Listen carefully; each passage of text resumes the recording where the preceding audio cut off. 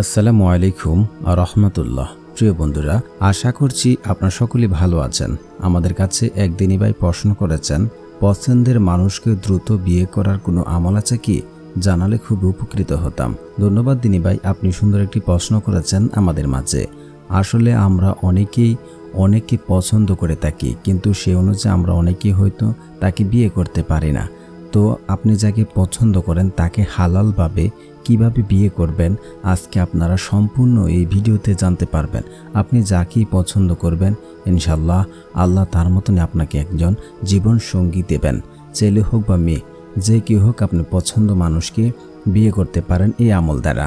হযরত আবু হুরায়রা রাদিয়াল্লাহু আনহু থেকে বর্ণিত, তিনি বলেছেন, রাসূল সাল্লাল্লাহু আলাইহি ওয়াসাল্লাম বলেছেন, আল্লাহ তাআলা 3 প্রকার মানুষকে সাহায্য করার জন্য নিজের কর্তব্য হিসাবে নির্ধারণ করেছেন।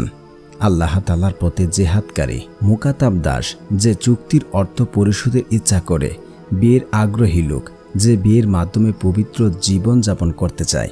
তিরমিজি হাদিস নাম্বার 1655। বিয়ে পবিত্র সম্পর্ক।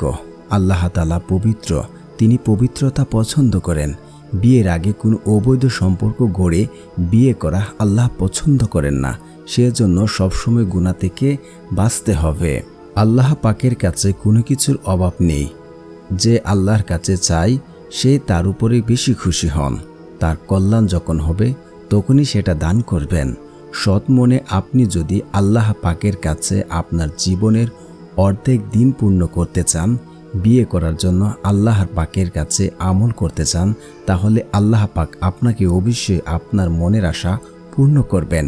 এক্ষেত্রে আল্লাহর শেখানো এই দোয়াটি বেশি বেশি পাঠ করতে হবে। যদি আপনারা এই দোয়াটি বেশি বেশি পাঠ করতে পারেন, ইনশাআল্লাহ আপনি যাকে পছন্দ করেন, ভালোবাসেন, তাকে ভালো গুণ দেখেছেন, হালালভাবে তাকে চান, এই দোয়াটি পাঠ করলে আশা করা যায় আল্লাহ সুবহানাহু ওয়া তাআলা আপনাকে এমন জীবন সঙ্গী আপনাকে দান করবেন।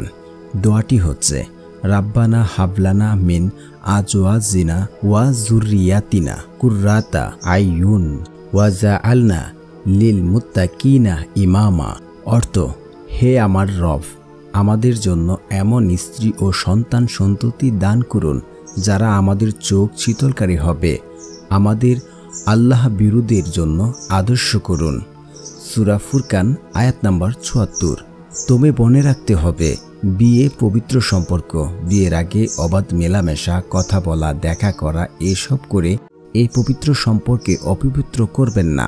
অধিকাংশ প্রেমের বিয়ে টিকে না বেশি দিন, কারণ তাদের এই পবিত্র সম্পর্কটা শুরু হয় অপবিত্র দিয়ে। এজন্য বিয়ের মতো পবিত্র সম্পর্ক কখনো কালেমা লেপন করবেন না। আর বিয়ে আল্লাহর দেওয়া নিয়ামত। এই পবিত্র বিয়ের আগে আপনারা কোনো অবৈধ সম্পর্ক স্থাপনের, অন্যের আমানতের খেয়ানত করা হয়। তাই আপনারা বয়স ও প্রয়োজন হলে অবশ্যই বিয়ে করে নিন।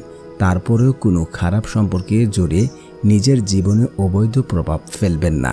আশা করছি বুঝতে পেরেছেন যে এই দোয়াটি করলে মনের মানুষকে বিয়ে করা সম্ভব। আল্লাহ তাআলার কাছে চাইলে যেমন চান তেমনই মেয়ে পাবেন, যেমন জীবন সঙ্গী চান তেমনই পাবেন। আশা করছি বুঝতে পেরেছেন।